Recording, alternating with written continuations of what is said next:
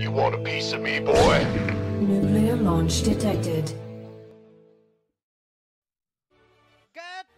Alors si tu me le permets, j'aimerais commencer par un hors-sujet pour faire kiffer Romain, Oui. Caris Lyon, en disant que les Dragibus c'est vachement bon. C'est vrai que le Dragibus c'est pas mal. Hein. Voilà. Ceci étant, prochain match bien évidemment, comment Quel Azur versus Scarlett. Et ben c'est le nouveau match qu'on vous propose. Ouais. Ce que je disais un peu, pour être très honnête avec vous, à TKL là en off, j'ai trouvé que le PVZ qu'on avait fait juste avant avait pas été super intéressant de la part de Scarlett. On était dans quelque chose d'assez linéaire en fait, avec assez peu de créativité. Wow, ouais. Et on avait vraiment l'impression d'avoir deux personnes qui avaient un plan de jeu, qui ont appliqué leur plan de jeu un peu quel que soit ce qu'ils voyaient, ce qui n'est clairement pas la base de ce qui est passionnant dans StarCraft 2. Hein. C'est l'adaptation aussi qui est vraiment intéressant. Donc là, pressé de voir son PVZ, son ZVT, pardon. Je sais que contre Terran, elle est bien meilleure. C'est ce que me disait TKL aussi, que mine de rien, contre Protoss, elle a toujours eu quelques soucis, quoi. Effectivement, non, toujours eu quelques soucis contre Protoss, mais contre Terran ça va généralement nettement mieux, notamment son passage en RO16 de GSL, elle l'a fait notamment en battant des Terran, mais aussi, non d'ailleurs je dis de la merde, je dis complètement de la merde puisqu'elle a battu Billowy et Rogue. Donc c'était ni l'un ni l'autre des Terran, mais l'année dernière elle nous avait montré des games contre Terran où elle avait vraiment mis des doutes, notamment contre Alive et Keen, et aussi contre TY ou Innovation, un des deux, elle arrive à gagner une game complètement improbable à base de Zergling, Bedling, Corrupteur, enfin c'était n'importe quoi. Et c'est contre Terran que son creeping aussi est totalement insane. Ouais, en soi, genre, pour moi c'est limite le match-up dans lequel ton creep se doit d'être le mieux en fait. Parce que le mec veut te le nettoyer.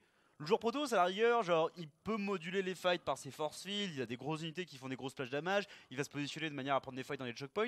Donc ton creep est cool, il aide clairement. Mais il n'est pas aussi important. Contre Terran, il y a un effet de course. Il y a un effet de course contre la bio, il y a un effet de course contre les medivacs. Aussi. Donc le creep ralentit vachement les petites salves d'attaque du Terran. Le Proto, c'est plus des sorties un peu groupées. Donc c'est vrai que du coup, bon, il y a ton creep, ok, ou il n'y a pas ton creep, de toute façon, ça change moins. Je te rejoins. Non, clairement, Terran, ouais, c'est de la fight un petit peu régulière, alors que Protoss, c'est un peu le Magicobus. Directement en haut à droite de Blackpink pour Team Expert, c'est Scarlett. Et si vous venez de nous rejoindre, on vous rappelle que ça c'est des games qui ont été joués hier, qu'on n'avait pas pu vous caster. La compétition en direct commence dès 20h pour la suite de ces WSG NA. Et en bas à gauche de la map, vous l'avez vu, Terran rouge, il s'agit de Quel Azur, joueur brésilien qui s'entraîne, comme vous l'a dit TKL, en Corée en ce moment. C'est ça. Maintenant, on attend encore de voir des résultats, parce que lui a complètement raté sa qualification en GSL. N'a pas eu de. Il s'est fait sortir dès la première phase de groupe en WCS Leipzig. Donc c'est vraiment pas fou pour lui. Maintenant, il faut espérer que sur les WSG, il arrive à faire quelque chose. Pour le coup, les deux joueurs sont en Corée normalement à l'heure actuelle. Donc les deux joueurs jouent sur le même ping, sur la même time zone. Voilà, il n'y a pas de joueurs fatigués ou quoi que ce soit. Donc il y a clairement moyen de faire des choses. C'est fair play. Oui. C'est parti du coup. Du côté de Scarlett. On envoie directement 6 premiers petits Zerglings. Pas 2, pas 4, 6. On va aller voir ce qui se passe du côté de Checker l'Azur. On veut aller en Kikiné. La Queen aussi qui est envoyée. Et comme vous pouvez le voir, on n'est pas parti sur une hatch first. On est parti sur une pool first avec un metabolic boost rapide derrière. Donc Scarlett qui a envie de assez rapidement prendre le contrôle du plateau. Non, effectivement, Scarlett, ça revient au creeping qu'on disait. Son map control est très important. Dans le match-up, et ici c'est ses premiers Zerglings effectivement qui traversent la map sans Reaper à rencontrer et qui vont du coup aller tâter le terrain, voilà, voir si on peut pas, pourquoi pas, choper le SCV qui construit le CC, voire même forcer un cancel sur CC, parce que pour le coup le Reaper est déjà dans la B2 de Scarlett justement, donc ne peut pas vraiment venir aider défendre, et ça va complexifier la tâche pour Quel Azur. D'ailleurs, il faudrait qu'il nous la montre la B2, là, l'observateur là qui je trouvais pas super speed. Je sais pas du tout si c'est un professionnel, si c'est un mapou, un truc comme ça, mais je pense pas. Non, l'observateur, oula, le cancel, c'est très dur. Merci Obloopy qui rejoint la road to put, merci à toi pour ça. Non, l'observateur ça doit être du coup soit Tenchi, soit Wardy, soit Alex UA. Alex UA du coup qui est l'administrateur. Ah mais oui, je connais Alex UA, très sympa ce mec, très bien. C'est un mec qui fait très bien son travail, méga compétent. Ouais, grave, gros big up à Alex UA. En termes d'administratif, d'organisation de tournoi, il est méga bon. L'année dernière, les WSJ, l'étape Europe, elle s'était déroulée en Ukraine, du coup son pays. Et ça avait été très propre jusqu'à la offline où il y avait eu des problèmes de lag, il y avait des problèmes de delay. Bon, c'était pas forcément de sa faute, mais du coup, ils ont peut-être pas d'observateur direct. Non, non, mais un gros big up à Alexion, en effet, qui arrive à toujours bien gérer les problèmes, à pas stresser et tout. Très bonne admin de tournoi. Gros big up à lui, même si je me doute qu'il doit pas parler français. On t'aime, Momon Alex. On rajoute des queens du coup. Ici, on va faire l'inversion. Bon, là, Kelazur, qu'est-ce qu'il a payé? Il a payé le fait d'avoir fait son Reaper en opening. Mais vous savez que derrière, il aurait pu faire un deuxième Reaper. C'est pas le choix qu'il a fait. Il a préféré faire un add-on. Il a fait le réacteur sur Sarax. Ça vous empêche de créer le deuxième Reaper. Et donc, du coup, vous êtes totalement dans l'incapacité de pouvoir vous faire les 6 Zerglings. Parce que vous avez qu'un Marines avec une vitesse de déplacement équivalente à celle du Zergling non speed. Donc c'est pour ça qu'il pouvait rien faire et qu'il était obligé de concéder sa B2. Kelazur qui nous fait un départ là malheureusement pour lui qui est vraiment horrible. Ah non, c'est quasiment le pire départ possible hein, sur un Reaper Expand. Voilà, sans forcément se prendre un méga cheese de la part du joueur Zerg. Ça décale le dépôt, on le dit pas assez si vous jouez pas terrain, mais normalement votre B2 en fait, donc ça donne plus de population, un bâtiment principal. Et normalement en fait voilà, à partir de 35, c'est ce qui vous, donc vous êtes obligé de payer un dépôt en plus quand on vous a annulé votre B2. Donc vous perdez 100 sur l'annulation, vous perdez 100 parce qu'il faut poser un dépôt. Bref, vous perdez 1 minute 10 sur votre B2, c'est vraiment la merde. En plus de ça, il y a tout le temps de production où les 300 de ressources que vous récupérez sur CC, vous les avez pas investis dans les bâtiments de prod. Le worker qui le faisait, il était pas en train de récolter du minerai. Donc en fait, même au-delà de ce qui est purement brut et affiché par l'interface, bah en fait on peut rapidement monter à quasiment 400 ou 500 de ressources perdues pour un CC annulé. Donc c'est absolument massif et c'est beaucoup de problématiques quand tu arrives à ce niveau de jeu là. Ce qui veut dire que Kelazur ici va devoir trouver un play très smart avec ses Banshee et ses Elion, Big Anos et TKL, Big Up au Gaming. Merci à Pingman. Ah, c'est très bien joué ça de la part de Scarlett. Elle a une vision sur la sortie avec son Overlord. Elle voit que les unités sortent du coup, elle en profite pour faire rentrer ses Zerglings. Manque de peau pour elle. Si on peut dire les choses comme ça. On avait quand même 2 bateaux Lions qui venaient de sortir et qui ont calmé les choses. Mais ça a bien gêné le minage. Donc encore un très bon move de la part de Scarlett. Là on va essayer de faire du dégât mais il y a beaucoup de Queen. Ouais, l'observateur l'a pas montré, hein, mais 3 drones sont tombés sur la Banshee qui était passée dans la main. Ici la Banshee justement qui vient taper les Queens pour renforcer l'attaque avec les Elbat. Attention ici, Scarlett n'a-t-elle pas un peu sous-estimé l'agression de son adversaire du coup? Est-ce qu'elle a dépensé trop d'énergie en Crypt Tumeur? Ici la Spoiler en porte qui va pouvoir aider, notamment contre la Banshee. Ok, ça s'est réglé, les Elbat derrière qui vont finir par se faire cramer mais qui ont l'occasion ici de gratter quelques drones si on focus correctement, notamment ici avec les renforts qui arrivent. Ouais, dommage quand même comment il a donné sa Banshee. Il a vu qu'il y avait le sport, là faut pas la redonner de la même manière. Ok, c'est vu de la part de Kelazur qui nous a fait un petit miss micro je trouve. Ce Kelazur normalement niveau micro franchement ça envoie du steak hein. S'il y a bien un truc où il est impressionnant normalement Kelazur c'est que il sait jouer vite, il sait envoyer et normalement les petites Banshee comme ça il les donne pas au contraire hein. Il a son petit côté Marine Lord hein. Non clairement du coup assez étonnant mais ça lui coûte cher. Et il va essayer de préserver la deuxième, tandis que derrière, ça part sur du méca, hein, comme nous l'indique ici la prise des gaz, ainsi que l'ajout d'un plus en attaque rapide, même si on n'a pas forcément encore des moyens de production méca, très important. Petite drone supplémentaire qui est attrapée, on arrive à 6 de perdus au total, ce qui laisse Kelazur légèrement derrière son adversaire, mais considérant l'opening et à quel point c'était un peu dramatique, on s'en sort pas trop mal du coup. Je suis tout à fait d'accord, tout à fait d'accord. Franchement les gars, quand vous êtes terrain et que vous faites un départ, vous êtes obligé d'annuler votre CC. Enfin, je veux dire, c'est... Enfin, t'es saoulé quoi. Ah bah t'as la tentation de quitter la game hein. Ouais, voilà, quand t'es en ladder, tu pourrais te dire, écoute, fuck it, on en refait une vraie. Attention ici, très bien joué, on chope les Crypt Tumeurs. Le creeping de Scarlett qui est bon, mais qui n'est pas non plus super ouf. Elle nous a déjà habitués à mieux. Et puis alors là, les quelques roaches qui sont sortis juste pour la défense, c'est très bien fait de la part de Scarlett. Par contre, justement, on attrape la Queen, qui se charge du creeping. Et son tas sur le creep est pas le plus grand, mais en même temps sur un timing et bat c'est compliqué d'avoir le meilleur creeping de tous les temps. Et pour le coup ça reste raisonnable. Clairement, c'est très propre. On a du creep sur la B4, on a du creep un peu répandu sur son tir de la map, donc ça reste correct. Maintenant ça serait bien qu'elle arrête de prendre du dégât économique, hein, parce que là c'est 9 drones supplémentaires qui viennent de tomber notamment sur les Banshee. Donc ça commence à être assez douloureux pour la joueuse Zerg. Ouais, 60 collecteurs, 61 collecteurs à 57. C'est dommage quand même, c'est pas au joueur terrain d'avoir le plus de collecteurs. Voilà, au moment où je vous dis ça, ça y est, elle est repassée légèrement devant, mais vous connaissez la mécanique des mules. Après, ceci étant, faut mettre en exact que Kelazur, sa B3, elle est toujours pas posée sur le slot. Là, elle est en train de s'envoler, je la vois sur la minimap.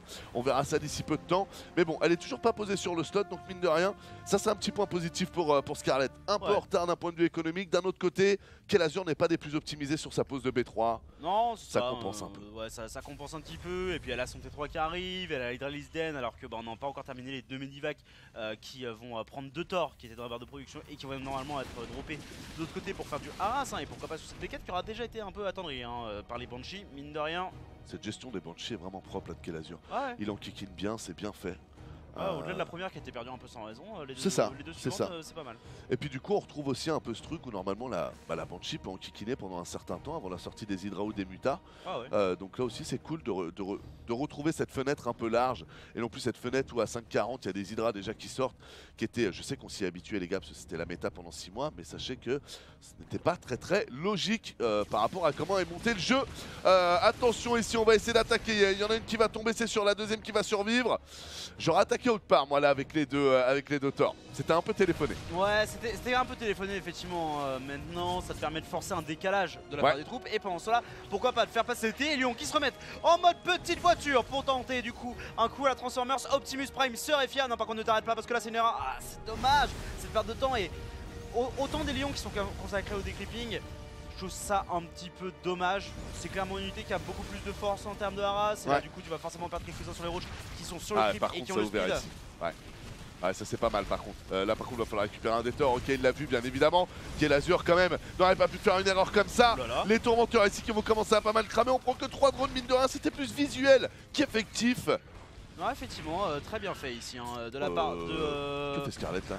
De Kelazur qui continue de récolter des drones, et notamment avec des très bons targets de la part des Thor. Même sur la fin il a un peu lâché l'affaire, il était probablement en train de micro-gérer. C'est Elion de l'autre côté, il va chercher son 2-1, c'est Flamme Bleue, il veut gagner du temps avec les Thor mais il les sacrifie, c'est dommage. Qu'est-ce que tu fais mec? C'est Kelazur, ça alterne le très bon et le vachement moins bon en fait. Ouais, c'est bizarre hein. Ah c'est vraiment bizarre, ça j'aime beaucoup par contre, laisser les Medivac au-dessus des roches pour avoir une vision un peu gratuite, ça vraiment j'aime beaucoup. On a fait pas mal de Vikings en face, très intéressant les Vikings. On a commencé à anticiper la potentielle arrivée des Vipers ou la potentielle arrivée des Broodlords. Vous savez qu'on est à 10 minutes 27 de jeu, sur Legacy of the Void. Un mec comme Stefano, il a déjà 8 Broodlords là qui vous attendent tranquillement. Salut nounou. Donc c'est plutôt bien vu de la part de Kelazur, sa composition d'armée ici est intéressante. Effectivement, composition assez early mid-game sur le concept, mais avec du coup une grosse emphase sur les Vikings et les Hellbats dans le concept, ce qui lui permet de gérer en frontal assez facilement les hydralistes. Là les roches eux sont forcés à reculer de par la présence des tanks, et on arrive à progresser du coup sur la B4. Attention cependant les Vipers qui vont tenter de caler peut-être les bons Blinding Cloud, le premier qui tombe et qui permet aux roches de prendre la feuille contre les Hellbats, mais quand même les unités de Scarlett qui ont pas mal cramé et qui vont devoir affronter les tanks maintenant. Non, on pull directement deux des tanks, ce qui recule fortement la ligne de front. Heureusement les renforts sont là pour le joueur brésilien. Ouais, clairement, c'était dur, il a pas réussi à catcher assez de tanks avec ses Blinding Cloud. Après il s'en sort bien, les autres étaient assez éloignés quand même, ce qui fait qu'il n'attaquait pas la zone ici. On a 2 tanks dans ce Medivac qui devraient bientôt être déposés, je pense, dans ces 2 bâteliers Lions, excusez-moi. Et on va repositionner les tanks.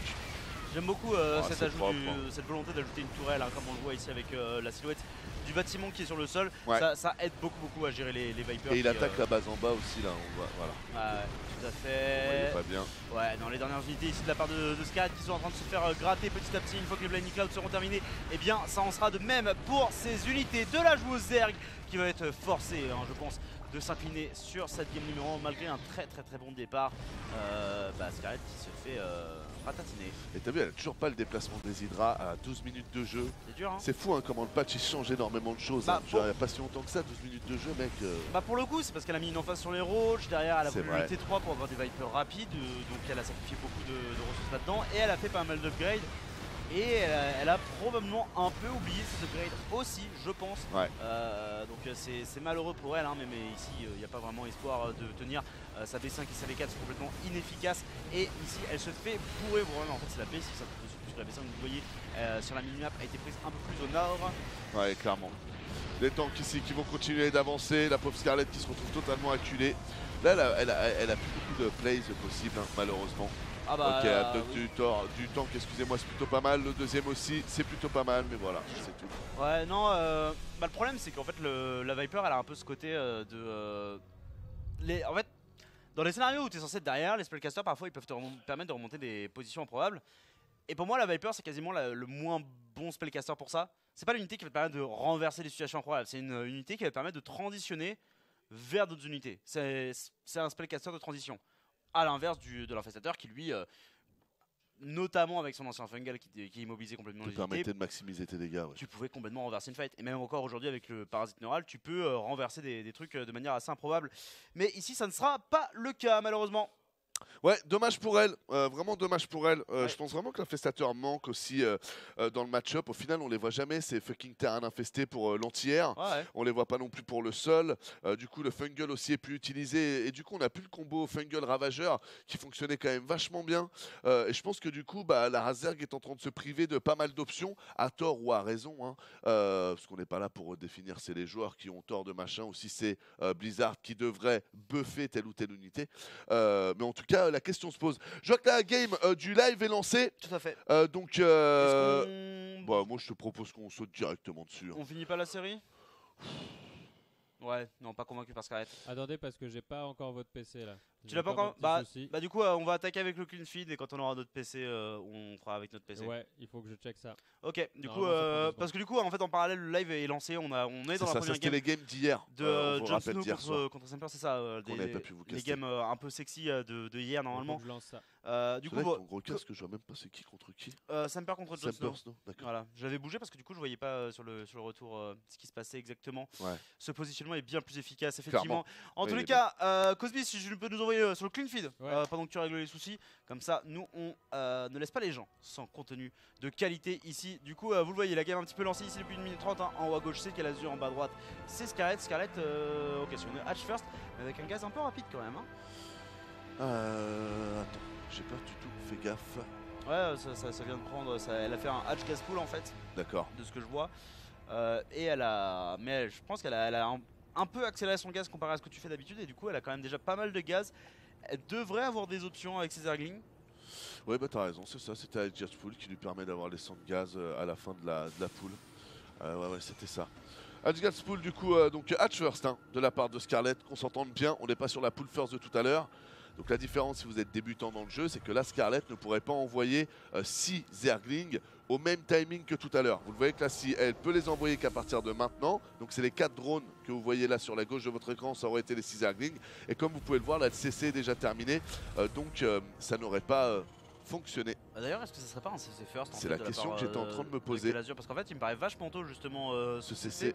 et son orbital aussi. Ouais, parce que normalement, ce qui se passe, c'est qu'en fait, tu es sur la fin de la production. Et donc, du coup, quand les Zerglings arrivent, c'est là où ça se termine. Mais c'est vrai que là, ça paraissait tôt. Tu sais que normalement, tu peux le voir avec la pop. On est sur 27 sur 38, 46. Je pense que c'était un CC first pour Ouais, ça ressemble, hein.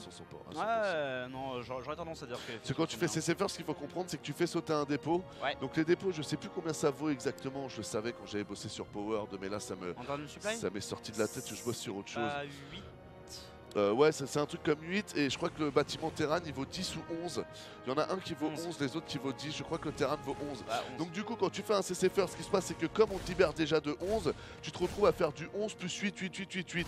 Alors que quand tu fais pas un CC first, tu fais du 11, 8, 8, 8 et après tu rajoutes un 11. Ce qui fait qu'en début de partie, tant que le deuxième CC, l'équivalent du deuxième CC n'est pas arrivé, juste sur un calcul mathématique du nombre de supply et du quel multiple tu es, tu peux être en capacité de savoir s'il a commencé par un 2 x 11 ou s'il a commencé par un 11 plus 3 x 8. Ouais. Bon voilà, c'est un peu lourd dit comme ça, mais normalement c'est très simple, vous avez compris ce que je voulais dire.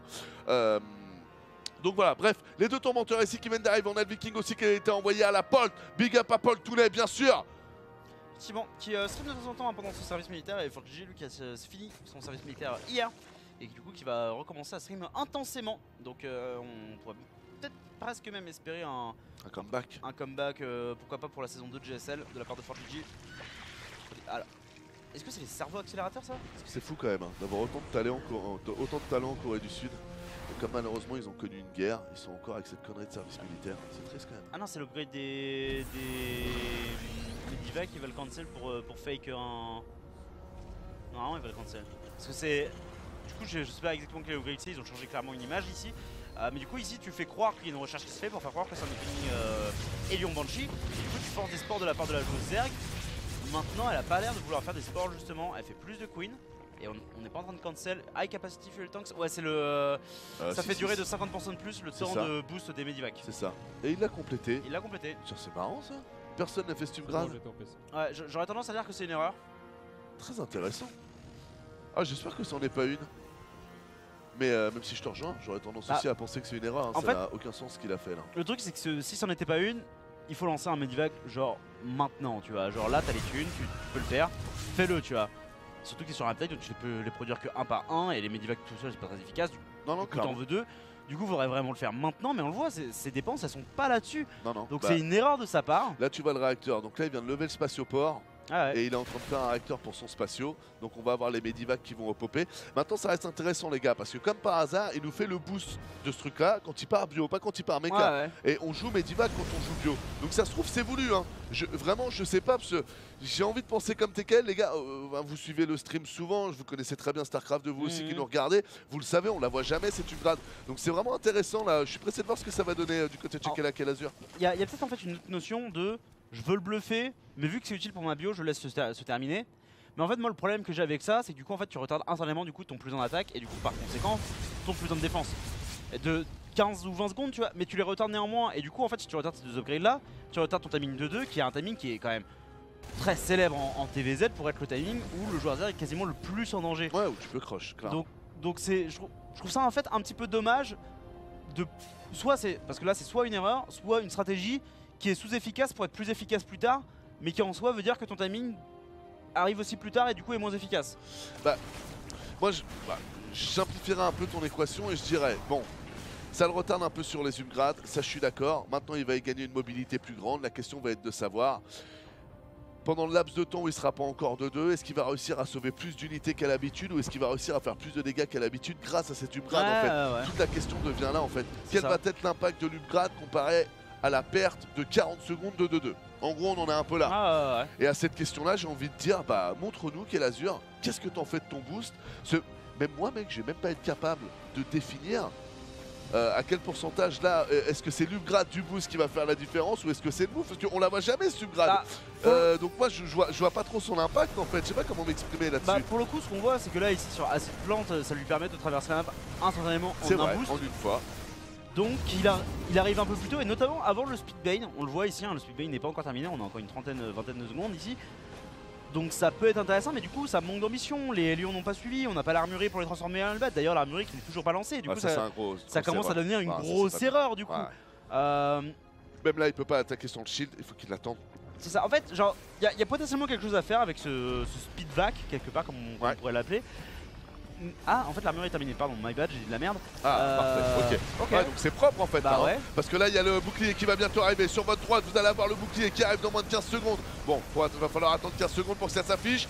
Mais pour le moment, il fait que des PS, il n'est pas attaqué, donc c'est pas grave si on n'a pas le bouclier. Le timing est vraiment parfait. La tuerie ici qui vient de tomber, pas mal de bandits qui vont se préparer. On est quand même sur le creep, du coup ça va pouvoir faire. Madman si jamais on essaie de faire quelque chose. Scarlet qui va. Effectivement, Scarlet qui va ici et qui a toujours son creep malgré le nettoyage préalable. Du coup, les marines qui se retrouvent un peu piégés, on contacte directement des bending. On a activé le boost, mais on n'a pas tout récupéré. Les tanks, eux, qui sont complètement abandonnés. Derrière, on se retrouve à cependant 31 de supply armés du côté de la joueur Zerg, contre les 72 du joueur Terran qui lui produit en continu et à son 2-2 en train d'arriver. Cependant, des mutas arrivent et ça pourrait forcer Kelazur à rester chez lui malgré son supply supérieur. Supply supérieur, c'est dur à dire. Je trouve que cette upgrade est pas ouf. Je trouve qu'en fait cette upgrade elle est pas ouf pour la simple et bonne raison qu'elle ne contre rien. Tu vois par exemple, tu fais une upgrade pour gagner 2 de portée sur tes Colossus. Tu sais pourquoi tu l'as fait. Il y a un moment, il y a Steam, il y a de la mobilité. Si on te donne pas ça, tes Colossus sont trop exposés. Donc il y a une vraie logique de contre. Et pourquoi est-ce qu'on vous la donne pas tout de suite sur le Colossus? Parce que si on le faisait tout de suite, le Colossus serait trop fort. Donc c'est une manière de dire, le Colossus à 7 minutes doit être fort à cette force-là, et 3 minutes après, il doit pouvoir subgrader à cette force-là. Le problème que j'ai avec cette upgrade, et c'est là du coup je te rejoins, c'est que je comprends pas, elle contre quoi en fait? Elle contre rien, c'est juste un plus pour un plus. Et j'aime pas les upgrades comme ça me fait penser à la servo-transformation. Malheureusement en termes de gameplay, c'est des upgrades qui ne vont pas être utilisés par les utilisateurs parce qu'ils n'envoient pas une... tu vois. Non, on le voit, la servo-transformation c'est une upgrade d'assez late game à l'heure actuelle, même si... Ouais mais ça c'est des upgrades pour l'aide, tu vois, ça fait bien dans un patch, mais si les gens n'utilisent pas... En fait, je suis pas fan. Moi pour le coup, la servo-transformation, j'ai bon espoir de la voir arriver de plus en plus vite dans des games. Et Major il nous a fait une game notamment comme ça où il la recharge très tôt, mais après pour moi c'est comme le speed bureau de la mine, tu vois, c'est un truc, il y a trop de joueurs qui le sous-estiment, qui veulent être plus optimal sur certains trucs et qui du coup font pas ces upgrades là parce que en fait elle coûte cher au final, parce que tu dois aller chercher ton armurerie. mais je trouve que c'est cool. Et parce que attention ici quand même, bon engagement de la part de Scarlett, il y a beaucoup de landing, mais à mon avis elle va rien faire. Elle va rien faire, les Marines ont été super bien micro-gérés. Elle va juste prendre les tanks, derrière les Marines sont bougés et on va pouvoir prendre la hatcherie. Oh là, et Scarlett elle mange de la galette hein, mon gars. J'espère qu'elle est un peu bretonne hein, parce que ah là, elle en bouffe par pack de 10 hein. Faudrait demander à nos amis canadiens si l'Ontario c'est l'équivalent de la Bretagne. En tous les cas, nous sommes directement dans la première game en fait du live qui est déjà commencé depuis 11 minutes du coup. Il y avait des problèmes de PC, on pouvait pas la récupérer directement, donc on a continué avec ce qui se passait cette nuit. On va plonger directement du coup dans cette game-ci qui est déjà en cours ici, vous le voyez. Désolé hein. pour le côté un peu flemme les amis, mais c'était une manière pour nous de directement commencer à vous proposer de la game et pas faire de pré-show into machin. C'est ça, et de directement vous proposer le contenu de qualité. Hein. Ici, du coup, en bas à droite, vous voyez, c'est Jon Snow qui est concrètement un peu le sixième homme hein, de cette scène NA, juste derrière ce joueur en haut à droite que vous connaissez bien puisque c'est un joueur des Underdogs, c'est Semper. Allez mon gars, faut pousser.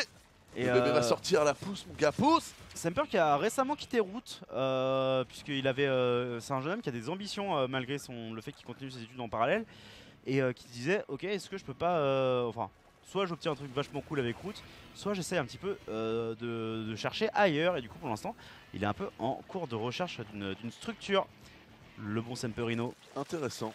On voit là qu'on a repassé sur le PC, je trouve quand même que l'image est d'une meilleure qualité, c'est plus fluide, le son du jeu et tout. Là j'ai l'impression de faire mon métier de caster, tu vois. Ah bah le clean feed a clairement lagué hein, du côté non. Pas fou, hein. Alors que là c'est du matos au gaming à surpayer grâce à Vos. Ah bah du Trace que lui qui n'est pas payé par Vos mais qui commence à mettre des gros coups de lame Kaiser dans des marines. Mais on s'enfuit. Sympa ton petit flow.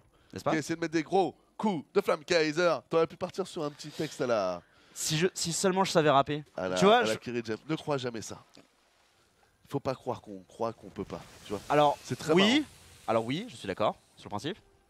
Mais tout ce qui est musical, mes tentatives se sont toujours soldées par de cuisants échecs. Bon après ça, si quand t'essayes, t'arrives pas à être sur la caisse claire, bon t'as raison, cherche pas plus tu vois, mais... Je sais pas ce que c'est une caisse claire du coup à partir de là, tu vois. Genre... Bon, enfin si t'arrives pas à être dans le rythme en gros, mais... Ah non, impossible. Mais mec, encore une fois, enfin on en a déjà parlé plusieurs fois, mais tu sais quand on a fait le clip pour Underdog, pour Top Dog même d'ailleurs, genre ma prise...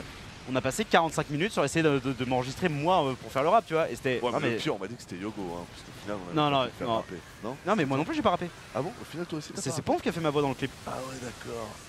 Alors... ouais, un peu cassos. Hein. Ah, ouais. Ah non, je ne peux pas rapper. J'ai le contact de Pascal suivant, on peut l'appeler. Ah non, ça va aller. Pascal le grand frère. Non, je préfère apprendre le gros, là, ça me correspond plus. Non mais rapidement pour la petite anecdote, oui. vraiment, moi j'adorais la musique, je me suis mis à aimer le rap quand j'étais jeune. Jamais de ma vie j'aurais pu penser qu'un jour je me serais mis à faire du rap. Non seulement j'ai fait du rap, mais il y a des gens qui ont apprécié, j'ai fait des concerts, j'ai fini par faire un G-son et je faisais même de la prod, donc je faisais des instrus. Et vous êtes les premiers, les gens qui m'avaient découvert avec StarCraft 2, à m'avoir dit que le son T'as 15 ans, qui est un des seuls sons qu'on avait mis sur YouTube pour le trip, vous le trouviez excellent. Donc ne vous mettez jamais de barrière. Ne croyez, quand vous êtes passionné par quelque chose, ne vous mettez jamais de barrière. Ça se trouve 5 ans après, la personne que vous trouviez passionnante, et ben ça va être vous. Et comprenez que la vie marche comme ça. Donc ne vous mettez jamais de barrière, c'est ce que m'a appris la musique. Finalement, le message ici, c'est croyez en vos rêves, putain. Ça, va au bout, parce qu'en fait, voilà, faut croire en soi, quoi. Oula, le multifront ici qui va être proposé de la part d'ailleurs dans l'eau, ça c'est dégueulasse. Par contre les bons snipes qui sont partis sur du Trace, mais pour le coup Semper qui n'a pas beaucoup d'unité pour gérer ici. Cependant le dépôt qui se referme au bon moment, on perd le tank, c'est vrai, mais le tank à ce moment là c'était vraiment une unité peu utile vis-à-vis de la composition de Semper. La faille qui continue d'être reprise ici autour de la PF, mais la PF pour l'instant qui résiste bien avec les VCS qui vont venir la réparer. Et là les Ghosts qui sont en train de tenir le truc avec des snipes, le tank derrière qui fait beaucoup de dégâts, mais la PF qui a fini par tomber et Jon Snow qui avance. J'aime beaucoup la composition de Jon Snow parce que là vous voyez on a à la fois des Ultradix et des corrupteurs et des Hydra. C'est très intéressant parce que contre une composition Bioball, ça force le joueur Terran à faire des Marines pour pouvoir gérer un minimum les corrupteurs, alors que les Marines à ce stade là du jeu contre les Ultradix ça devient vraiment de la merde. Tu peux pas être en full maraudeur pour pouvoir contrôler les ultras, parce que les maraudeurs vont se faire défoncer par les hydralisques, et en plus tu peux pas jouer bien avec le libérateur pour te faire les ultralisques parce que les corrupteurs contre. Donc comprenez bien que là cette petite compo de Jon Snow paraît rien, mais on est comme dans 300 en fait. Le bouclier de l'un va protéger toujours l'épaule de l'autre, ce qui fait qu'au final pour rentrer dans la composition de Jon Snow c'est super compliqué. Donc très bonne compo de la part du genre Storm Gaming. Effectivement, ici le Libérateur qui est en train de faire le grand tour, mais pendant cela, le joueur canadien n'a pas reconstitué l'intégralité de son wall. Et ça va être un gros run by Zergling qui, mine de rien, sont 3-3 et ont le crackling. Donc font des dégâts absolument monstrueux. Ce qui force du coup Semper à diviser ses troupes pour gérer les différents fronts qui sont ouverts. Ce qui va permettre ici à Chosno d'avancer directement sur la V5. Regarde-moi ça, on dirait un... Putain les gars, je viens de voir le premier Libérateur Gilbert Montagnier quoi. Putain le con quoi, il s'est mis à l'envers de la zone de fight. Attention ici, attention le petit Ghost. Non cours putain, on t'a donné un buff. Voilà. Il court tellement vite maintenant le Ghost, c'est bien joué. Ouais non clairement le Ghost il a appris à galoper.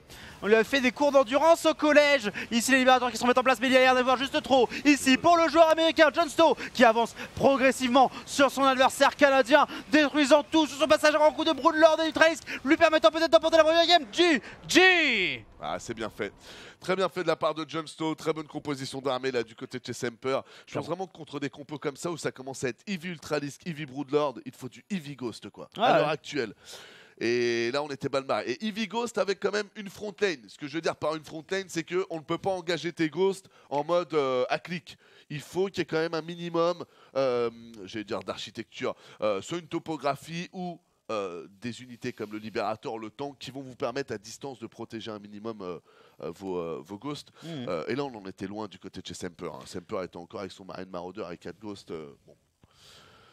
Voilà quoi, c'est comme si tu attaquais un pays qui technologiquement était en 1850 quand toi t'es en 2017 ou 2018, forcément tu vas arriver avec un drone, il va rien comprendre quoi. Ouais bah c'est l'arrivée de l'Espagne en Amérique hein, concrètement, c'est les mecs qui sont encore avec des arcs et les mecs ils ont des fusils quoi, donc ça se passe pas très bien quoi. C'est compliqué en effet. De manière... Alors oui les arcs ils peuvent tuer des trucs hein, mais... surtout que l'arc je trouve vraiment que c'est une arme stylée. Ouais, non. C'est silencieux, c'est écolo, c'est. C'est écolo. Non, mais tu sais, t'es dans la. Enfin, ce que je veux dire, c'est que si tu te retrouves. Il y a un truc apocalyptique et que tu te retrouves un peu seul dans ta forêt à la. L'arc, c'est stylé, tu vois. Tu peux te refaire des flèches, tu peux. T'as un pistolet, à un moment, si tu trouves pas des balles, t'es comme un con, tu vois. L'arc, tu peux vraiment être autonome. Ouais, tu vois, c'est ça qui est intéressant, et même refaire des balles artisanales, ça demande effectivement une infrastructure qui est beaucoup plus complexe. Même si c'est juste une machine individuelle, une presse individuelle. Ah, tu connais? Bah, en fait, il y a. Tu sais, Walking Dead à la base, c'est un comics. Et en fait, dans le comics, à partir du moment, ils se mettent à fabriquer leurs propres balles. Et du coup, le setup qu'ils utilisent... Ils en parlent un peu dans la série parce qu'à un moment, Negan le demande à l'intello, mais bref. Mais du coup, dans la série, ils montrent jamais le truc. Mais en fait, dans le comics, ils te montrent l'atelier et genre, ils te le détaillent pendant 2-3 pages histoire de montrer. Genre, c'est legit, il y a un peu de recherche quoi. Et du coup, en fait, genre, c'est une pièce à peu près de la taille de notre studio. Donc, c'est 10 mètres sur 10, même pas. Et en soi, c'est pas du coup une grosse infrastructure. C'est en gros. Tu mets 3 mecs chacun à des postes individuels avec des machines un petit peu complexes pour tasser la poudre et faire ta comment ça s'appelle, cartouche, et tu peux t'en sortir, tu vois. Mais j'ai le père d'un pote moi, qui le faisait en fait chez lui directement, qui était un mec assez univers américain, tu sais, genre le 4 juillet il met le drapeau et tout. Ah d'accord, très bien. Il a une Harley, tout ça, enfin tu sais, il est vraiment. Il aime les États-Unis quoi. Il aime les États-Unis. Et du coup chez lui, il avait différentes armes et tout. Et il avait une qui était fermée et tout. Vous inquiétez pas, on n'avait pas accès en tant que ghost, il était responsable. Mais c'est vrai qu'il avait une machine et où il faisait en effet ses balles pour le grammage, le machin. Et donc c'est une presse. C'est des souvenirs. J'avais 9-10 ans. Et c'est une presse ou machin. Parce qu'en fait, le lieu des armes était aussi le lieu où il y avait la Super Nintendo. Nintendo. On se butait la gueule sur Mario Kart, évidemment, avec mes potes. Donc, évidemment. Non mais c'est effectivement pas si compliqué, mais c'est beaucoup plus compliqué quand même. Du coup que effectivement de faire des flèches. Mais dans une même mesure, enfin typiquement dans The Walking Dead, pareil, Daryl il a l'arbalète, mais tu sais c'est pas une arbalète artisanale, tu vois, c'est un truc de chasse, tu vois. C'est un truc avec des poulies sur le truc. C'est un truc l'arbalète c'est une grosse pièce de technologie mine de rien. Moi je suis plus arc arbalète pour le coup. Je préfère le concept de l'arc. Même si pour le coup pour faire un arc performant il faut aussi pas mal de boulot hein, mais et il te faut de la poulie. pour les vrais gros arcs effectivement il y a des arcs à poulie qui font des tirs complètement débiles en termes de puissance genre. J'avais acheté un jeu de simulation de chasse. Tu peux tirer jusqu'à 80 mètres et avoir ta cible. Après bon faut calculer le vent, c'est complexe. Ça a l'air d'être complexe. Non effectivement.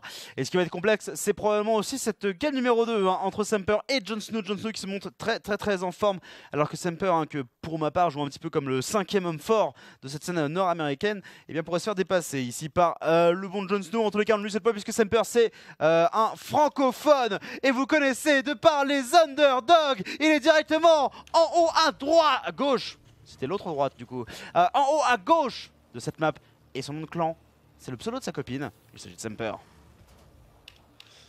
Et en bas à droite de la map pour la team Sister Gaming, il est en zergue rouge. Il a choisi le nom d'un personnage de Game of Thrones. Il y a eu du leak d'ailleurs sur la saison 8. Ah ouais? Mais je n'en parlerai pas si vous ne l'avez pas vu. Et il s'agit de Jon Snow. Très bien. Mais en même temps, bon, c'est quasiment traditionnel maintenant, les leaks sur Game of Thrones. Bah, c'est qu'il y a des gens en fait qui tryhard, hein. bah ouais, et puis Ils veulent savoir. qui scoutent le tournage, tu vois. Ah Donc, ouais. dès qu'ils voient le moindre truc sur le plateau, les gars, je crois qu'il va se passer ça dans telle ville parce que j'ai vu ça, tu vois. Alors après, Ça part trop. ça va c'est trop toujours loin. le truc dont je me méfie parce que tu sais, ça a fait un peu la même avec The Last Jedi de Star Wars. Que j'ai toujours pas vu. Ah ouais, mais bon, Ouais. bah, J'ai une fille, je peux plus aller au ciné, les gars, la vie c'est dur. c'est un film qui a beaucoup divisé, mais enfin tu feras ton propre avis quand tu pourras le voir. Mais surtout en fait les gens du coup suivaient beaucoup le tournage, essayaient de suivre les acteurs, etc. Et de prendre des photos. Et à plusieurs moments du coup ça a alimenté des théories. Et notamment il y a plein de chaînes YouTube qui font des théories sur Star Wars avec la sortie du J'en ai film. regardé pas mal. Ouais, moi aussi. Et c'est le truc du coup, il y a eu plein de mecs qui sont complètement partis en sucette à partir des photos. Oui, bah, du coup, vu qu'il y a un tel et un tel au même lieu de tournage, plutôt que de se dire, ouais, mais potentiellement Disney, ils en ont rien à foutre et ils payent le billet d'avion à tout le monde. Et du coup, ils sont tous là, mais ils sont pas tous forcément en train de tourner une scène parce que c'est Disney et qu'ils ont de l'argent à mettre dans le fait de vous perdre. Et Travailler le Team Spirit, c'est ça, donc. c'est peut-être un petit séminaire, tu sais pas.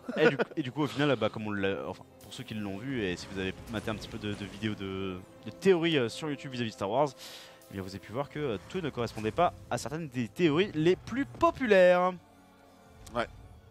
Le petit, je peux pas du tout parler de ça parce que comme je sais même pas c'est quoi la vraie théorie vu que j'ai toujours pas vu ce film. C'est vrai. Je suis comme un con, même si je crois savoir quand même. Parce que bon, il y a quand même un acteur qui s'est beaucoup plaint de son personnage, donc je pense quand même qu'il y avait une des Certes. théories qui avait l'air d'être Non, bonne vis-à-vis de ça. Chewbacca et que- était déçu du manque de dialogue qu'il avait. Sérieux. Alors que d'habitude, il était Merde. très connu pour son éloquence et ses grands discours qui amenaient vraiment les personnages plus loin. Personnage préféré de ma fille quand je joue à Lego Star Wars, c'est Chewbacca, mec. Ah bah c'est toujours mon Sur personnage kiff préféré. Chewbacca. En plus, il jette des petites grenades et tout, ça l'éclate. En parlant de grenades, putain, tu le fais vachement bien. Putain, mec, je pourrais pas faire ça avec ma voix. En parlant de grenades, justement, on a un personnage ici qui est équipé d'une grenade. C'est le faucheur, il vient de la récupérer. Vous avez l'information à droite de votre écran, là où il y a écrit faucheur. Vous voyez la petite Oui. case rouge. Bah, quand elle est pleine, ça veut dire que la mine n'est pas en cooldown. C'est ça, ou charge KD8 hein, de son petit nom. Ce nom que personne ne connaissait jusqu'à 2016. Oui, sa merde. Quoi On avait raté, bah regarde, il a empêché le swap de bâtiment en fait. C'est En vrai. laissant le cercle en dessous, très bien joué. Très bien joué. Mais le nom de la charge que personne ne connaissait jusqu'en 2016, puisque Bion et Uthermal en abusaient énormément. Ouais. Et du coup, tout le monde s'est dit, bon, il serait peut-être temps d'arrêter d'appeler ça genre l'attaque des Reapers. Hein, et voilà, il est temps de savoir, c'est la charge KD8, ou du coup KD8 en anglais. Mais bon, un petit peu moins bien en anglais pour le coup. Ouais, c'est vrai que KD8 pour une fois ça sonne bien. Les 4 Zerglings ici qui vont aller voir ce qui se passe au niveau de la base de Selfer. Il y en a qui sont rentrés aussi, mon poulet. Ouais, voilà, ils sont là, ils sont déjà dans la B2, c'est bien joué. On va choper pas mal de collecteurs là-dessus, on a que de tourmenteurs. Va falloir jouer avec la topographie, avec les éléments de décor. Bien joué de la part de Jon Snow ici d'avoir renfermé un des trous dans lesquels les tourmenteurs auraient pu se placer. Mais ils s'en sortent quand même bien. Hein. Ouais, il s'en sort pas trop mal, ceci étant dit, comme on l'avait dit, hein, la pause de la Factory qui avait... Ah merde, désolé. Non, c'est pas grave. La pause de la Factory qui avait été empêchée, du coup il a pas autant de Hélions qu'il aurait pu avoir. Ouais. Ces deux Hélions, ils auraient pu déjà être sur le low ground, et s'ils sont déjà sur le low ground au moment où les Zerglings arrivent, il y a 4 Hélions, la Flamèche, elle one shot. Donc ça ce serait nettement mieux passé. Connaissez-vous les marches de l'empereur? C'est les petits pingouins, là, c'est le reportage, non? Ouais, il y a aussi le documentaire effectivement qui s'appelle La marche de l'empereur et qui est Ça, je crois qui est complètement sur l'empereur, un type de pingouin. Le pingouin impérial, je sais plus quoi. Ouais. Le pingouin, je sais plus. Bref. Ah mais le pingouin quand tu restes 1h30 devant, franchement, c'est trippant quand même. Hein. Et pour ceux qui se posent la question, les C'est- pingouins c'est ont des chelou. genoux. Hein. Ah mais le pingouin, ça reste passionnant ce truc là. Vraiment, faut commenter sur un reportage et rester 1 heure devant et puis à la fin tu te dis quand même que c'est ouf. Comment Ouais. ça a fini, comment.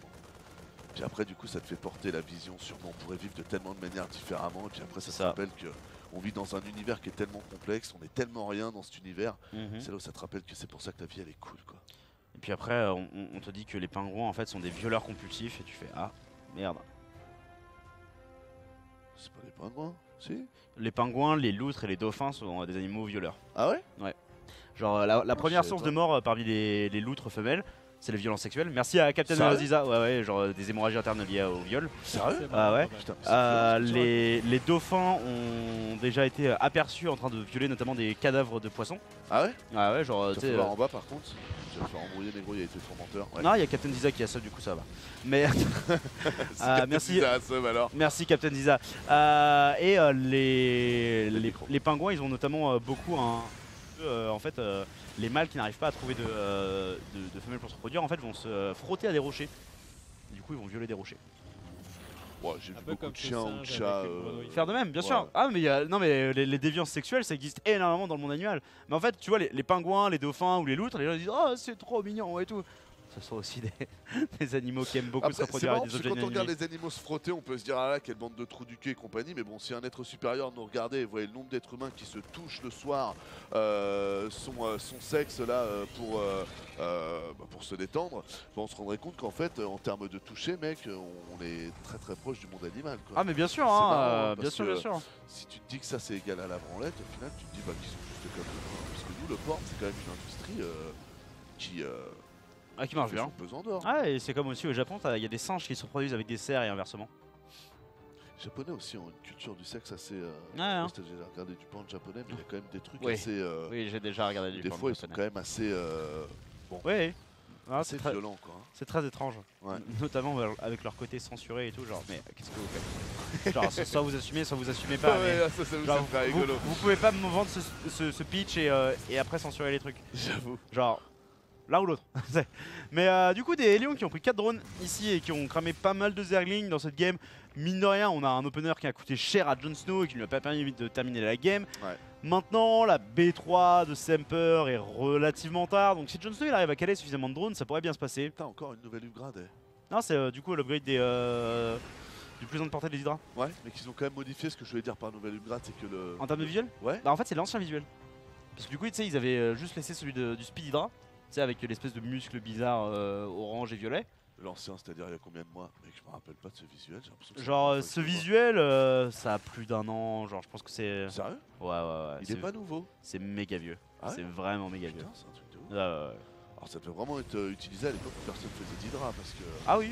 C'est un truc de fou comme je le vois pas. Du coup, les petites queens qui sont en train de garder en vie leur creep, c'est plutôt bien fait. On va rajouter les tanks. On a le 1-1 aussi qui est parti un peu en avance du côté du joueur Terran, donc de Semper, ce qui est plutôt une bonne chose en termes de pop. On se tient en termes d'économie aussi.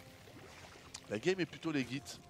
Effectivement, plus de Benling en production, ça va partir sur du Zargling Hydra Benling de la part de Jon Snow. C'est marrant comme cette composition, petit à petit, hein, c'est transvasé du ZVP vers le ZVT. Et que maintenant en ZVP c'est plus le lurker que le Benling hein, qu'on voit en termes de dépenses importantes en termes de gaz. Double drop Medivac qui a été fait ici d'ailleurs. Semper lui qui contrairement à Kelazur ne fait pas le speed Medivac et va directement chercher en fait bien plus de production, plus de marine. Et de manière générale, qui est un plutôt grand fan de Liberator, hein, c'est notamment ce qu'il avait fait le connaître. Hein. En fait, il arrivait à tuer beaucoup de Protoss, notamment il avait pris des games à Nib et à Zest avec des fast portées Liberator en TVP. Oula. Big up Wenham. Merci pour le resum mon poulet.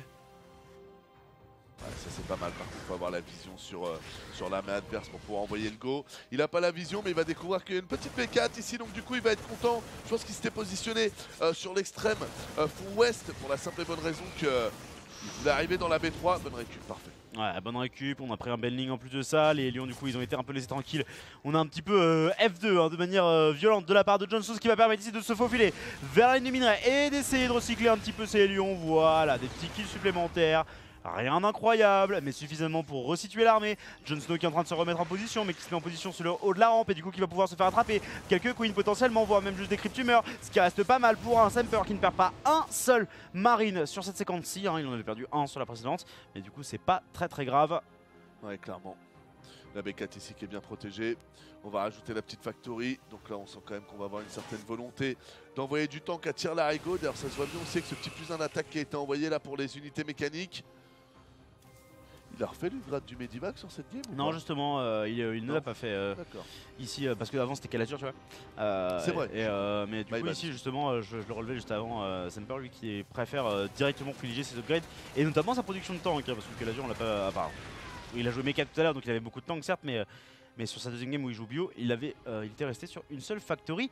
Sur la durée de cette partie, le 2-2 qui est envoyé de chaque côté, encore une fois en avance du côté du joueur Terran qui va tenter de continuer la pression sur la BK de son adversaire, notamment ici avec un petit scan, histoire de choper les cryptumeurs et des marines qui vont choper les changelants, histoire d'éviter que l'information soit prise. C'est plutôt smart, toutes les cryptumeurs qui vont être attrapées, ou presque, quelques cryptumeurs ici qui s'en sortent à pas grand chose, tandis qu'on a un run by de Ben. Ça c'est bien fait. Dur. Ça c'est très joli par contre. En plus vraiment pendant un cycle où Semper allait attaquer, c'est vraiment bien fait. Attention ici, il va peut-être falloir récupérer les marines, c'est ce qu'on les récupère ou pas? Ok, ça va, on n'a pas pris trop de coups de banding pour le moment. Par contre il y a les Hydra derrière, on va pas pouvoir prendre... Ah là là, Semper. Ouais, non, Semper en fait qui avait dû partir faire autre chose, genre steamer ses marines ici ou quelque chose comme ça, ou peut-être relancer sa prod, mais du coup qui a raté les 3 secondes dont il avait besoin pour sauver ses marines. C'est un petit peu dommage. Maintenant, en fait, genre s'il avait pas perdu cette 18 SCV, il serait vraiment bien. Et là, on est sur une forme de statu quo. Genre, faudrait réussir à tuer avant qu'il y ait la carapace kitineuse, parce que là, on a effectivement la caverne Ultralisk, mais on a ni Ultralisk du coup, ni carapace kitineuse à l'heure actuelle, même si on a le 2 de défense qui va arriver. Ouais. Donc, il a encore une fenêtre pour réussir à peut-être un peu s'absoudre des dégâts qu'il a subis un peu plus tôt, mais il faut vraiment commencer à le faire. Hein. Ouais, et je pense que là c'est un peu le défaut de Semper. Et d'ailleurs c'est intéressant parce que je viens de tilter un truc. On voit de moins en moins là ces factories qui sont rajoutées et d'un autre côté, bah ouais, on comprend aussi pourquoi. Le moment où toi tu vas commencer à avoir plein de tanks, c'est le moment où le joueur Zerg il commence à accéder à son T3. Ah ouais. Et donc du coup toi c'est le moment où c'est plus intéressant d'aller chercher les ghosts à première vue que d'aller chercher une amplification du nombre de tanks ou des meilleurs moyens de production sur une unité T2 quoi. Donc là je pense que Semper il va se revoir de la même manière que tout à l'heure, c'est-à-dire sur la composition d'armée. Effectivement, là des Vipers qui sont disponibles du côté de chez Jon Snow, qui pourrait en plus avec des tanks aussi stackés dans un petit goût d'étranglement se faire vraiment plaisir sur les Blinding Cloud. Mais Semper qui n'a pas l'air de le sentir, et je pense qu'il n'a pas forcément tort. On voit qu'il a cut sur la production de tanks, qu'il ne les fait que un par un à l'heure actuelle, mais là il va falloir que certaines de Terrax elles aillent se chercher du coup des laptech. Hein. Pourquoi pas switcher ces 2 factories et avoir des laptech directement de disponibles, ça pourrait être une idée. Tandis que je crois qu'on a eu un resub, mais j'ai raté son nom. Ou alors tu rajoutes C'était, une Weblast. qui te permet de changer les add-ons. Comment annonce? Tu te souffles dans le cul? Ouais, oui, je sais, j'avoue. Power, c'était mais non, mais je pas pense vraiment mal. que ça aurait été très bien pour le very late game. Mais ouais, je te rejoins. C'est vrai que là, il va devoir créer des laptech, mais je trouve que c'est une mécanique un peu lourde pour du late game. Ouais, c'est aussi pour ça qu'on n'a jamais eu d'époque où les Terran pouvaient faire bio into mech. C'est ça. Parce qu'en fait, déjà tu dois reproduire pense tous qu'il tes manque bâtiments un de prod. levier. Et tu dois reproduire tous les add-ons qui sont liés à ta prod, à fait d'accord. sachant que t'as pas besoin du même nombre d'add-ons du même type, Ouais. selon si tu joues bio ou si tu joues mecha, t'as besoin de plus de la tech en mecha. Hein, Non, oh, je les suis deux d'accord. plein qui sont C'est- attrapés. Je viens de démontrer que c'est une mécanique qui est intéressante au début pour forcer des choix, mais qu'après, faut plutôt ouvrir le robinet. Ouais, ça peut être une idée. Après, est-ce que. Enfin, je pense qu'il faudrait ouvrir le robinet si tu veux plus de variété dans le jeu. Maintenant, est-ce que cette variété, elle rend pas Terran trop puissant? Tu vois, il y a d'autres problématiques à se poser, hein, comme on le disait tout à l'heure. Non, c'est clair que c'est La vrai, balance, complètement. c'est un énorme travail. Clairement, c'est pas en 3 phrases. Ah, la vie et la balance, le cerveau, c'est comme le jeu Othello, les amis. Hein. Quand vous changez une pièce blanche en noir, il y a d'autres pièces qui changent à côté. Et souvent, on oublie de décomptabiliser. C'est ça qui fait qu'on fait des erreurs d'analyse. Attention ici, le petit rocher. Bon, je dis petit rocher, il fait 10 fois la taille d'un Marines, mais qui va s'éclater. Du coup, Et là, on appelle Jon Snow, il veut y aller là. Est-ce qu'on appellerait pas ça plutôt un Ferrero? Un fait. Ferrero Rocher. Regarde le get back sur la gauche qui est en train d'arriver tranquillement. Oh, les bombes Ni vu Lightning ni connu. Cloud de la part de Jon Snow qui arrive à immobiliser plusieurs tanks. Cependant, il y en avait encore beaucoup aussi Ah ouais, qui c'est continuent à lent. tirer. Et là, les marines qui font du dégât, les marines qui font du dégât, les marines qui font du dégât. C'est plutôt pas mal. Par contre, faut mettre ce tank comme j'ai pas le laisser descendre sur la rampe. C'est une mauvaise idée ici de la part de Semper qui se retrouve à qualité avec des unités qui sont bien trop faibles à l'heure actuelle face à ces Ultralisk qui, eux, ont la carapace kitineuse. On essaye de réparer la PF, mais ça paraît très très complexe avec un nombre limité de libérateurs de réussir à rattraper cette game. Ouais, bah là on est exactement dans ce que je vous ai vendu les gars. On a un problème de composition d'armée. Donc voilà, il faut 32 Marines. sur 4 minutes de focus pour faire tomber un ça. ultra risque. Ah, ça va pas marcher les mecs. Non, ça va être complexe. C'est pas le bon truc. Du coup, dommage pour Semper qui se retrouve à perdre ce match. Il va jouer son prochain match juste après. Ça va être contre le joueur argentin Egg. Voilà. Tout ça, mon poulet. Comme Ouais, ça, on les peut gens montrer notre auront écran, un visuel. effectivement. Ça peut être une idée. Cosby, si t'es sur le qui-vive. Voilà, Nice, du coup. merci Cosby. Voilà, vous le voyez, Egg, qui à l'heure actuelle est dernier de poule, qui va jouer. Donc là, on a eu Jon Snow Semper, ça fait 2-0 Jon Snow. Et on va voir du coup Egg contre Semper, derrière Jon Snow contre Eggs, qui lui est un joueur. Je vais dire de la merde, colombien. Ok, ça s'affiche cool. Du coup, un joueur colombien, deux joueurs qui ont des noms très similaires, mais qui viennent de pays différents. Et derrière, ça va continuer à dérouler. Normalement, on vous fera pas la fin du groupe, puisque la fin du groupe, c'est demain. Voilà, hein, vous le voyez, one day, 1 hour. Et on peut faire puck spécial. Mais Ça normalement, on pourrait être un pourrait aller bon match, jusqu'à ça. puck spécial potentiellement. Sachant que il y a une autre partie du groupe qui commence après, mais du coup, l'autre partie du groupe, eh bien, elle finit aussi beaucoup plus tard, vous le voyez, hein, 4h52 minutes. C'est-à-dire, là, il est 20h30, donc ça nous amènerait à un groupe qui est, enfin, plutôt un match 2 heures du mat. qui commencerait à 2h du mat, ce Ouais. qui est bien trop tard. En tous les cas, juste après la pause, c'est Egg contre Semper. À tout de suite.